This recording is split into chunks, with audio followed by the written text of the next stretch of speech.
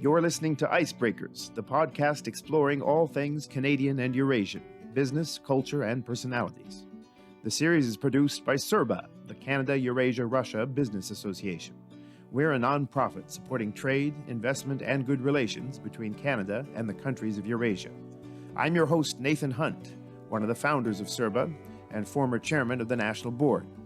I invite you to tune in regularly for valuable insights relating to the region.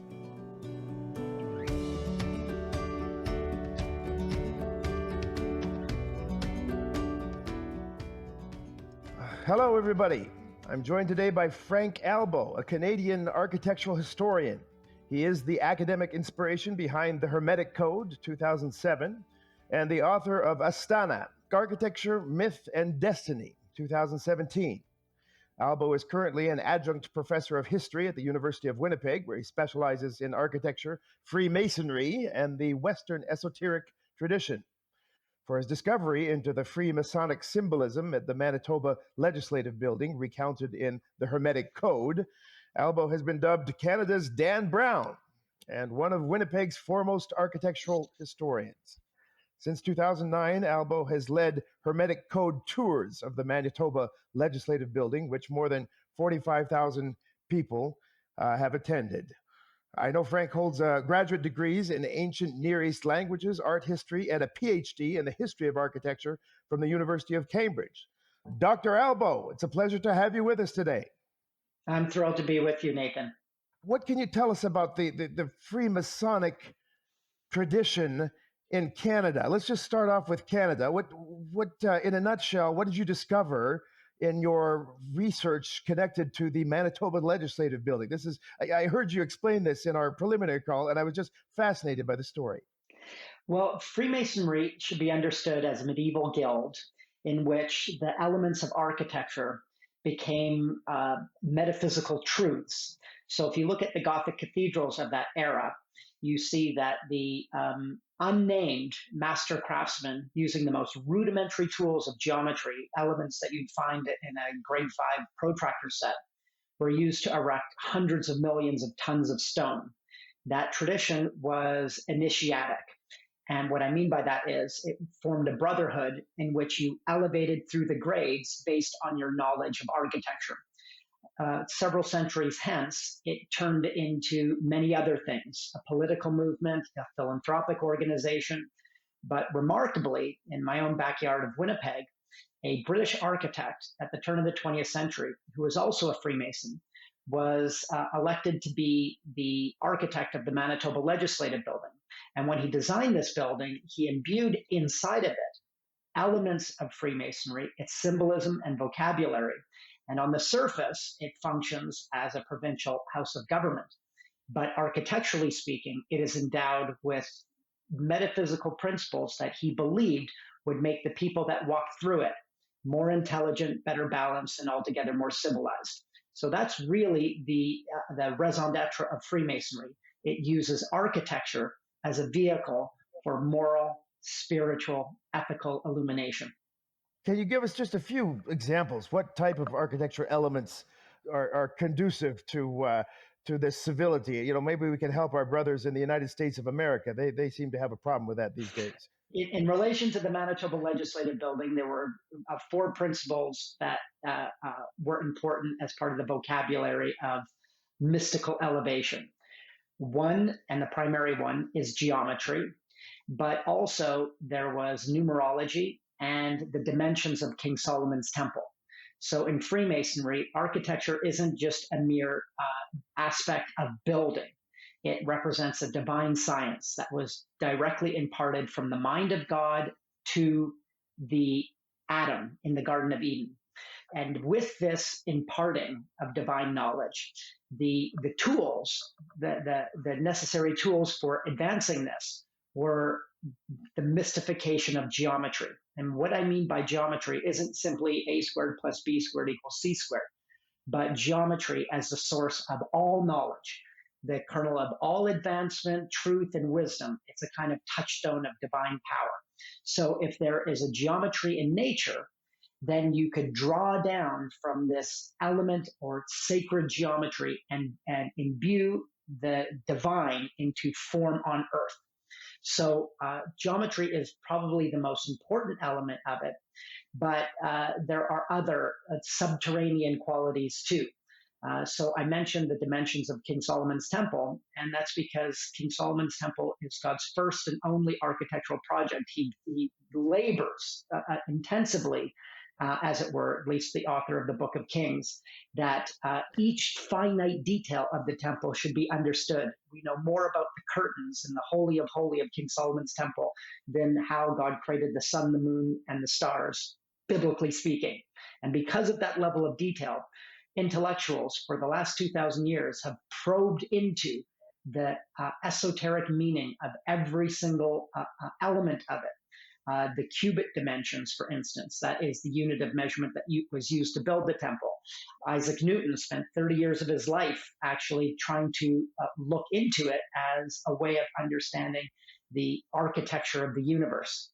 So for us, it may seem rudimentary, but from a Masonic point of view, it's an element of divine truth. So you're talking about the temple that was destroyed. You're not talking about the Wailing Wall, the temple that we can view in Jerusalem today. That is correct. I'm talking about the original temple, King Solomon's temple, which was destroyed in 586 by the Babylonians. And because it was destroyed, it was understood as the paradise lost, the only project God was directly and instrumentally involved in, architecturally speaking, is destroyed. And as it's destroyed, the attempt to rebuild it becomes a metaphor for the reformation of humankind. Even if you look at the Gospels, Jesus says, destroy this temple, and in 3 days I will build it again. Well, obviously, that was a reference to the human body. But metaphysically speaking, the temple, representing the archetype of perfection, gets understood as how can we physically reconstruct it. And this element of this enduring image of the temple as that which was destroyed and should be rebuilt is the cornerstone of all Masonic initiation. It all revolves around the original construction of King Solomon's temple. Good Lord. Well, I bet we could talk about this for another half an hour. Yeah. But we are here to talk about Kazakhstan. Indeed.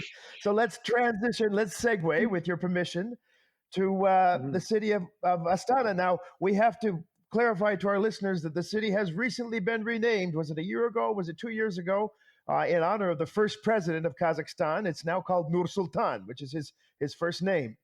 But we will refer to it interchangeably as Nur-Sultan, as Astana, because when you wrote your book, it was Astana. What can you tell me about Astana, and why does it have any relevance to Canadians? What are the parallels with Canadian architecture and the Masonic symbols that you've discovered there? Well, I think to elaborate here, we need to take a bit of a detour into the past, and I'll tell you how I got introduced to Astana, Freemasonry and the Canadian connection. So about, 5 years ago, I was preparing a graduate course on utopian cities. I'd long been fascinated by the idea of reconstructing paradise on Earth. So I was preparing this graduate course in Department of Architecture at University of Manitoba, which was going to be framed from Plato's Atlantis to Nazarbayev's Astana. So this age-old quest. And curiously enough, almost with a tinge of mythic romanticism, as I was doing my internet research, I stumbled upon, which is very easy to do, that if you just simply type in Astana or Nur-Sultan plus architecture, you will generate millions of hits that all point to the same seemingly nefarious connection, that Astana is the new world order of the Illuminati, or it's some global headquarters of Freemasonry. And having done my doctoral research into Freemasonry, and actually not knowing this at the time, I became utterly enchanted. And so there on my computer screen were all of these nebulous threads to Freemasonry and Astana, namely based on an analysis, people's curious analysis of some of the strange architectural buildings in Astana. We'll get into that. So At the exact same time, I get an impromptu call from the government of Manitoba asking if I would be willing to tour the ambassador of Kazakhstan to Canada and his wife, who were in that morning. And so you can understand how interesting this was. This was like the call to action. Everything on my computer screen, reading Kazakhstan, Freemasonry, and there, out of the blue, this call to tour the ambassador of Kazakhstan to a building endowed, the Manitoba Legislative Building, endowed with Freemasonic principles. So after the tour, we met for breakfast, and I said to the ambassador, Zhigalov, wonderful man with a PhD in history, by the way. So I knew he would be interested in this. I said very brashly, I know what your country's doing. And he said, oh, okay, what are we doing? And I said, you're using architecture, monumental architecture, to announce that you've arrived on the world stage. Well, that got his attention because he said, yes, that's precisely what we're doing. And I said, well, you're missing something. Well, what are we missing, Dr. Albo? I said, you need a foundation myth. Probably what you're thinking, well, what is a foundation myth? And I said, this is the importance to the initiation of all great cities are tied to a foundation myth, whether it is Jerusalem or Rome or Constantinople or Athens. There is some primordial myth that connects them. And he said, that's a great idea. Who's going to do that?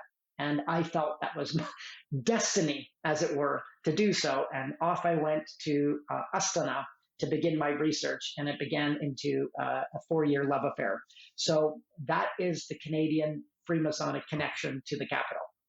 So what principles have you uncovered? You've stated in your book that there are 3 very modern principles that are imbued in the architecture of Astana, but they're separate from Masonic principles, or are they reincarnation of Masonic principles? Talk about the principles that you discovered. Great idea. Now, these principles aren't per se Masonic in nature. What I do is I look at what it was that led the public to this conclusion that Freemasonry was somehow imbued in the capital. And it's rather simple. If you see the 3 principal buildings in the capital today, the most, perhaps the most visually iconic, it is the Pyramid of Peace and Reconciliation, a pyramid. It is the Nazarbayev Center, which is predicated on an all-seeing eye that peers into the sky. And the third is the Kazakhstan Pavilion, which was the center pavilion, the center giant sphere for the 2017 World Expo. So you have a sphere, a triangle, and an all-seeing eye. And those elements on their own. I'll interrupt you for a second. Is that all-seeing eye the same thing you see on the back of a US dollar? Correct. But we immediately make the association that the all-seeing eye is some Masonic symbol, but it was co-opted by Freemasons, and it was co-opted because it represented the eye of providence, the eye of eternal truth. It's been used in Roman Catholic churches since the 15th century. It was the notion that God watches over and peers over all, and it was quickly adopted by the founding fathers, who many of which were Freemasons, and placed on the Great Seal of the United States, and then therefore on the back of the $1 bill. But most people don't know this genealogy. And to me, it's these labyrinthine threads that show the ever-enduring legacy of the Temple of Solomon, the ever-enduring legacy of Freemasonry in environments that the architects and even the builders themselves do not know that they're drawing from. And so it was incumbent upon me, and I felt, to show the ideology behind this, and also the subterranean roots of it, that kind of doing a reverse archaeological dig on the architectural ideas and principles and design vocabulary of the capital. So what symbolism did you see in the sphere, in the pyramid, in the eye? Well, first of all, it's important to understand that symbols are extraordinarily powerful. They're multivalent. We think in symbols. So if you see a recurring symbol like an octagon, you might immediately think of a stop sign. And why is that? It's because culturally that's been passed down and generated. So similarly, these symbols are so powerfully connected to our historical memory that just by the very sight of them, they jar in the back of our minds ideas that they're connected to something which they may not be connected to. But these three, an all-seeing eye, a pyramid, and a giant sphere, led many people to associate it with Freemasonry. What I articulate in the book is to say those things can be found in many cities all around the world. The truly Masonic element behind Astana is the unknown reservoir by which the architect of the master plan and the star architects that built Astana drew upon in their effort to build a paradise on a barren tabula rasa. That is a fundamental theme of Freemasonry. That is, that architecture, among all disciplines known to the human mind, have the capacity to inspire civic truth, to make people morally aware. And so that element, that age-old hope and dream and promise of Freemasonry, that architecture can do that, had been used at various times throughout the centuries. But in this case, in the creation of Astana, that legacy of knowledge was unknowingly being implemented in the capital. And I felt it was up to me to kind of show what was behind the veil. And in order to do so, I decided to make the story that much more intriguing. I used rigorous academic knowledge about architecture and did a full-scale architectural analysis, historically speaking, of the capital and its buildings, but then went a step further and showed that these buildings are actually plot devices of a myth. And this myth, as you mentioned at the beginning of your question, relates to three fundamental principles, which I identify as the three greatest threats of our time: religious extremism, planetary sustainability, and the proliferation of nuclear weapons. To me, these are the great threats of our time. And the buildings in Astana and the very reason for its being are meant to highlight religious tolerance, planetary ecology, and the non-proliferation of nuclear weapons. And curiously enough, those very three buildings that are associated with Freemasonry are the very ones that show those three principles elevated. Okay, the pyramid. Well, what is the pyramid about? That's fascinating. Yeah, I want to hear the details. Tell me the details. Okay. This is fascinating stuff, Frank. Do you see what I'm saying? So on the surface, you see a giant glass pyramid, and your superficial response is, a great pyramid equals Freemasonry. Well, in actual fact, the function of the pyramid of peace and reconciliation, is for world religious leaders to meet at the apex of a giant glass pyramid once every 3 years to discuss one thing: religious tolerance. That is the reason behind the pyramid. And to me, a great threat of our time, and a most important thing for a new city looking with an eye to the west to be a beacon and lighthouse for. Well, let's take the great sphere of the Kazakh pavilion, now the Astana International Financial Center. The sphere, which is the showpiece of the 2017 World Expo, was meant to showcase what? The whole theme of the World Expo was planetary sustainability, how buildings can be used and be built in such a way that they would elevate the ecology of the planet. So a giant sphere, you immediately think, a nefarious Masonic symbol. Well, actually, no. It is meant to be a showpiece to say that the cities of the future should be designed with sustainable intent. And then we take ourselves. Is it not the largest sphere in the world? I read somewhere. Is that right? Yeah, that it remains the largest sphere in the world. And if you take the entire project in its entirety, Astana, or Nur-Sultan, is basically a $60 billion experiment. And what is the experiment? The experiment is to say that architecture may be, in that old Masonic promise, maybe architecture is the vehicle to change the world. You see where I'm going with this? So Fascinating. ultimately, Yes. okay, so if you look at the all-seeing eye or the Nazarbayev Center, the Presidential Library, well, what has been the Nazarbayev's greatest long-standing global legacy? In my opinion, it has been his effort as the leader, the Tom Brady, as it were, of non nuclear proliferation. So that more than anything else is the intent, as I see it, of the Nazarbayev Center. So Was not Kazakhstan the first country to renounce its nuclear arsenal? Wasn't that the case? absolutely, and if you could think of after the fall of the Soviet Union, Kazakhstan was ranked 15th of the post-Soviet countries to succeed. And what did they inherit? The fourth largest arsenal of nuclear material. And the other thing they inherited was that it happened to be a detonation site for a massive deployment of nuclear warheads. So if there's any country on earth that understands the importance and perils of nuclear proliferation, it's Kazakhstan. And that is one of the first things that the president signed off. And it's been that very principle of peace, which to me runs at the heart of why I see Kazakhstan today as a lighthouse for the future, because part of its nomadic heritage has been adaptability.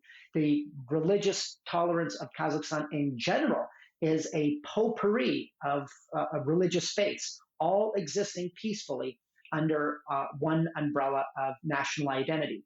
And the same is true of its thousands of years of heritage of peacekeeping. So to me, what I was endeavoring to do with this book was to try to tell the story of Kazakhstan, the region of Central Asia in general, not just Kazakhstan, but the entire region, as having its own foundation myth.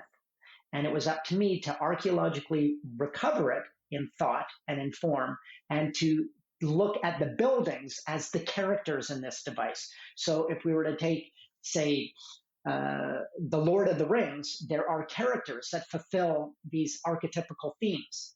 Instead of having characters, I looked at the buildings as being part of archetypes of this universal tale of peace, tolerance, and sustainability.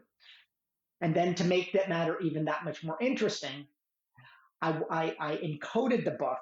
Woven within the text and the images of the book is a puzzle. And I placed it there purposely to create sleuths out of a worldwide audience, to say, if I'm going to really engage in this myth, I must delve into it, like literally step inside of the text. So that was, for me, a plot device. Yeah, well, as you know from our first conversation, you hooked me with that, because I'm going to be solving that before the end of the year. So watch yourself. Good stuff.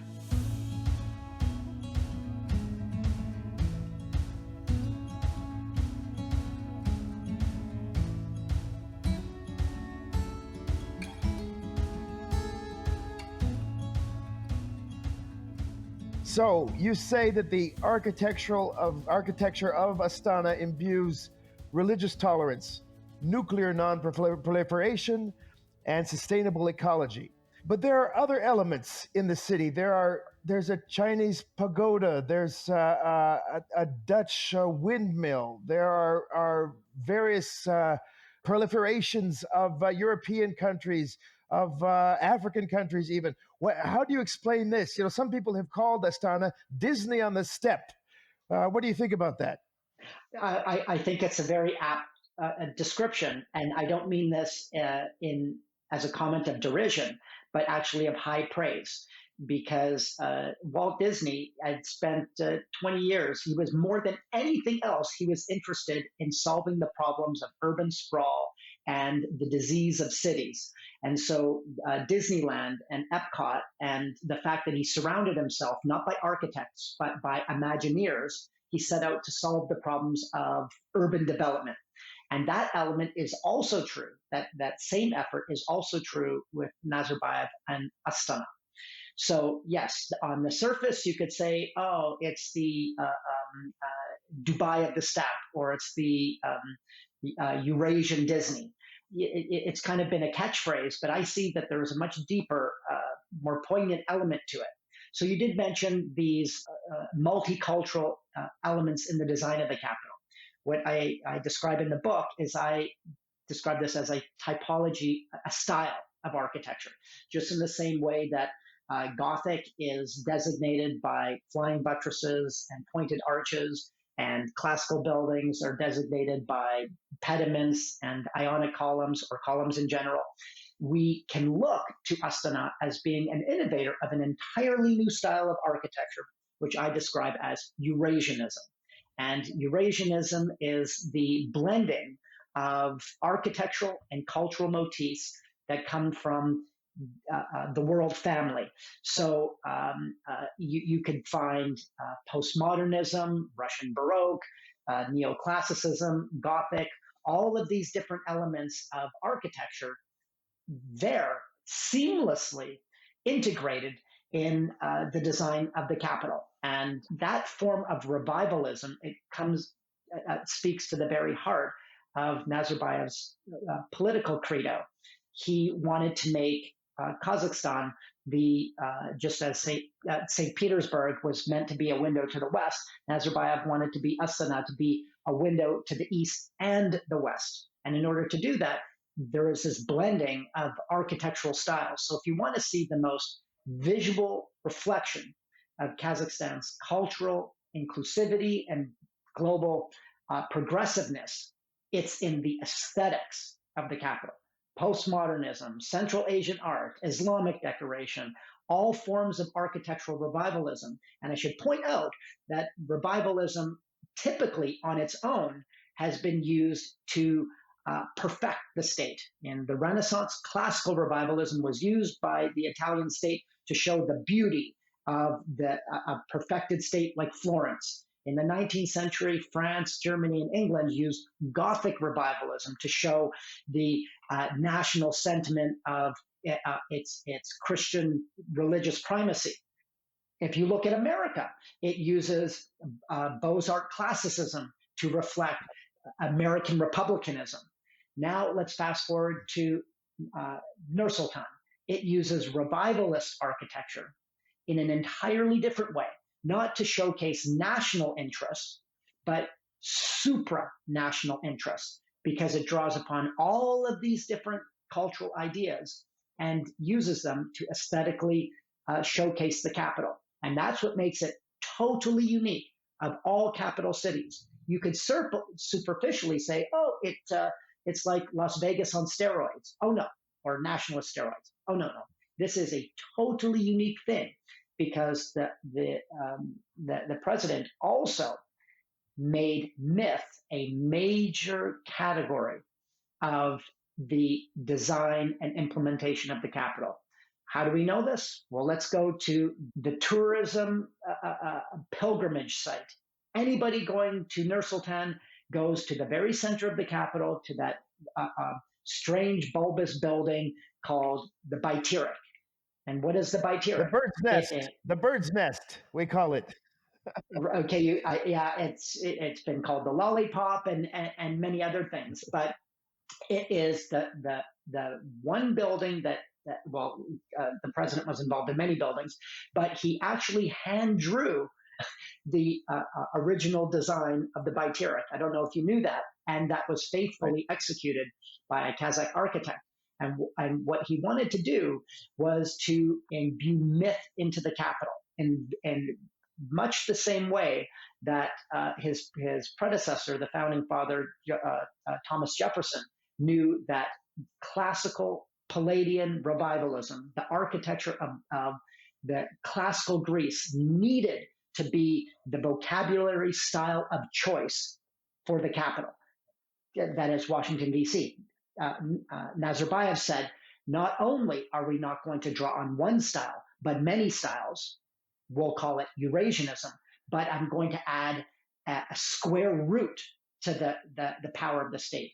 I'm also going to have myth be imbued into the destiny of the capital.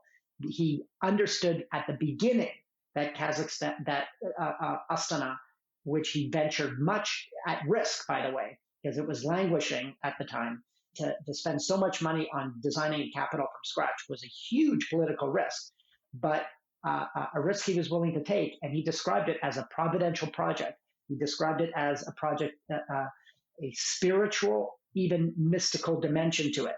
So if we go to the Baiteric, it is a kind of, not kind of, but it's Kazakhstan's version of the Statue of Liberty or the Eiffel Tower. It is this lightning rod in the center of the capital that is meant to showcase what?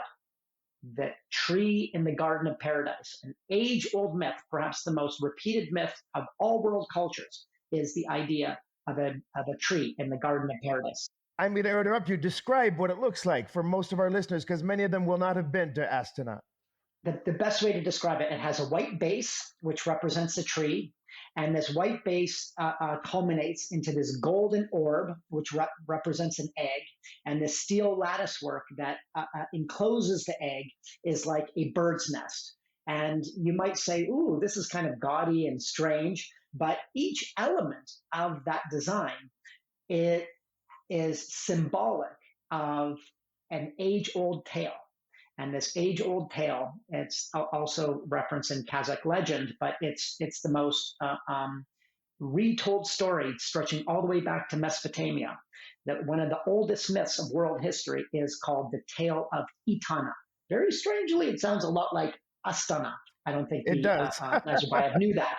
But the Tale of Etana begins with the opening lines of a tree built in the center of a new capital, rising up, in which an eagle plants an egg in the center of the tree, and then a hero rises up to heaven. And the Kazakh variation of this story is that the sumruk, or this mythical bird, which is also laid everywhere throughout the capital, this phoenix bird is like the moment I mention this to you, and the next time you visit Astana, you're going to see the sumruk mythical eagle everywhere. Lays this golden egg inside the crown of the poplar tree. It's devoured by a snake. Oh, where have we heard that story? A tree in a garden that is circumvented by a snake. Genesis comes to mind, but we might only think of Genesis, although it's found in many other places. A warrior intercedes, kills the snake, saves the sumruk sacred egg, and in return, he is lifted up from his relegation to the underworld to bring about the unity of humankind. Hello, that is Nazarbayev's story 101. He is the hero that rises up from the ashes of an uncertain past, Kazakhstan's future, using myth and architecture to tell that story. That's why this capital is most unique. Now, the Baiteric is a tower, first and foremost. How does it unify the three elements and the principles that they embody? Oh no, it's the lightning rod. It's the beacon that lets you know we are about to enter into a mythical world. There's the great historian of religion named Mircea Eliade described life in two components. He said there is the profane world, the everyday normal world, and then there is a sacred world. And there is a line of demarcation between the two. And the moment you enter into this sacred or mythic world, you are in a whole new reality of looking.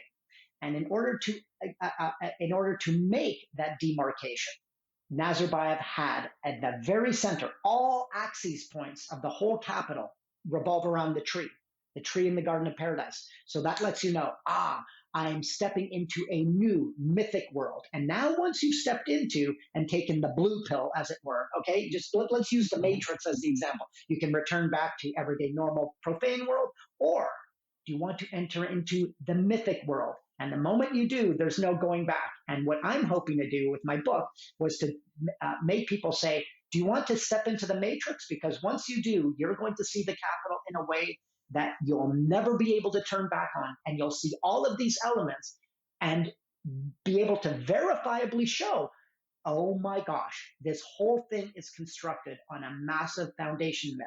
that uses this Masonic idea of architecture as a vehicle of truth and advancement, and other utopian notions of the togetherness of humankind and those three fundamental principles. So we've got the three principles: religious tolerance, nuclear non-proliferation, and environmental sustainability. There's one element in the capital, and we talked about this, that is not international. It's uniquely Kazakh. It's an element of nomadic life. And I'm talking about the big tent. You know, I don't know if it's the largest building. It certainly is one of the largest buildings. It is on the edge. It's close to the Canadian embassy, I know. And it's a tent housing one of the largest trade centers or malls where people go to congregate. How does that fit into the architecture? Beautifully so.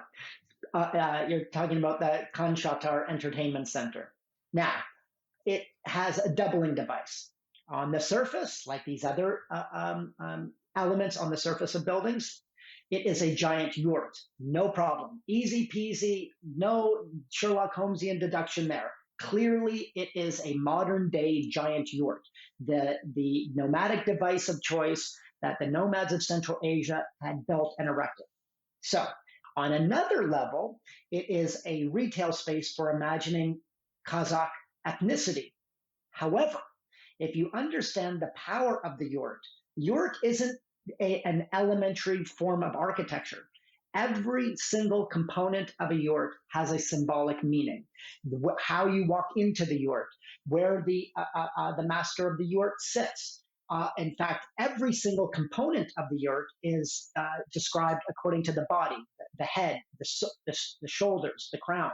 Let me just interrupt you quickly to tell people that the yurt, people might not be familiar with the word, some of our listeners. The yurt is the circular tent in which nomads live, that they would erect, put up and take down as they moved. Exactly. Thank you for providing that clarification. And now all yurts are brought together and erected around this central principle. I'm probably going to botch the pronunciation, called the Shanirach. Is that how you pronounce it? I'm going with you on this one, Frank. Okay. Without the circular opening at the center of the yurt, that is the circular opening that is passed down from father to youngest son. This is the most powerful device of the state. It is an enormously powerful symbol. And what is it? It is a circle with two lines going through it in both directions. In ancient Rome, that very same device was called a templum. And it was a way the Romans would use to designate the sky and divide it into these compartments. And when they would do that and study the augury of birds, they could then draw down that device in the design of their capital cities. There are about 2,000 cities throughout the world, mostly in Europe, that are designed on Roman principles of a circle, a templum, divided by two lines. It's called the Cardo and Decumanus. That idea, age-old Roman idea, is also found in the Shanirach. And the Shanirach is what holds up the support staves that hold up the yurt, all interpolate through the Shanirach. So, as I recall, New Jerusalem is also built on that same principle. It has a cardo and the other word that you used. Yeah, the decumanus. So on one level, you say, this is just a decorative motif. But on another level, the Shanirach is the most important symbol of national identity in the capital. It appears on everything. You'll see it on the banknotes. It's on the national flag. It's on the official seal. It's on street art. It holds up the cylindrical frame of the palace of the school children. I think it's about my favorite building in Nur-Sultan. It's the most beautiful building. The whole thing is held together by a giant Shanirach. And the Shanirach represents far more than just a symbol of holding up the yurt. It is meant to rouse national memory, the age of the nomads. It's meant to instill a sense of traditional heritage and civic pride, of community and modernity. So on the surface, you say, this is just a shrine of consumerism looking like a giant yurt. But if you peer beyond it, there are coded psychological symbols there too that are meant to express Kazakh identity and the mythography of Nur-Sultan. That's great. That's great.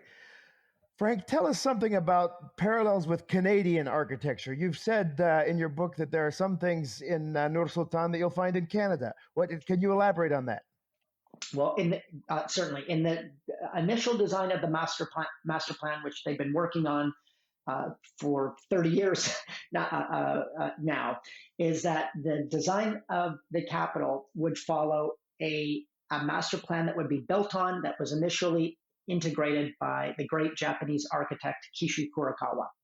Now, with this master plan and the designers of the office of the master plan, they set out to the cities of the world to gather expertise from the municipal plans of Minneapolis, but mainly, because these are cold capital cities, but mainly Ottawa and Toronto. So they looked at Ottawa and Toronto and they said, what can we glean from a city that has had urban growth for a century and more, that we could take the best principles of? So in the case of Ottawa, curiously enough, they had they wanted to introduce a serpentine riverbank. Great, we like that. Another thing they included there was the height to curb ratio for snow. Both cities have the same climatic conditions. In the case of Toronto, it was the Emerald Park condos that were a source of inspiration. So the Emerald Towers, which punctuate the skyline of the capital of Nur-Sultan, initially were found in York. I believe it's even the same architect. So in Canada, in North York, the Canadian Emerald condos were built by a Kazakh company, and that same Kazakh company built an almost identical version of it in the capital. So it's not just Canada which plays a part in the architectural vocabulary of Nur-Sultan, but many other capitals. But I'm proud to say at least those two I've been able to see and deduce.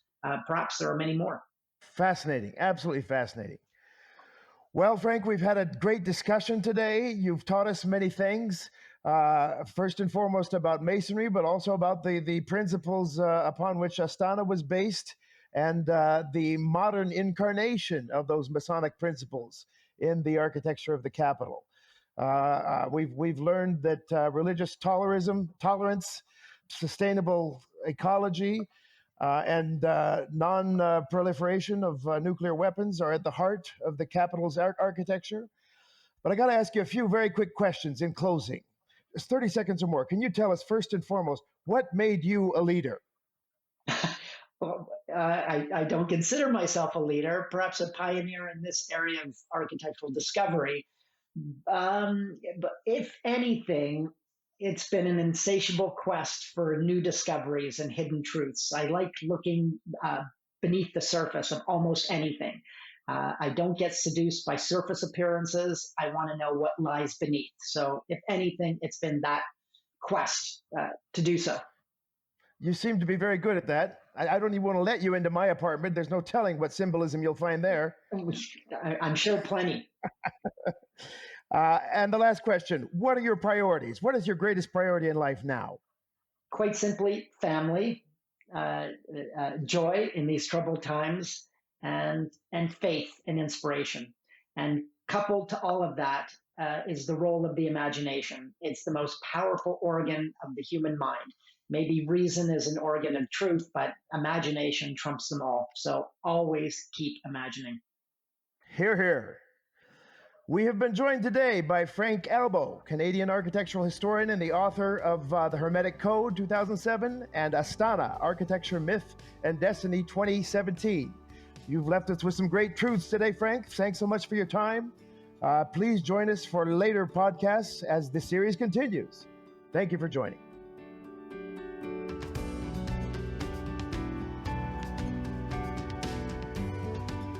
You've been listening to Icebreakers, the podcast produced by CERBA, a nonprofit business association supporting trade, investment, and good relations between Canada and the countries of Eurasia.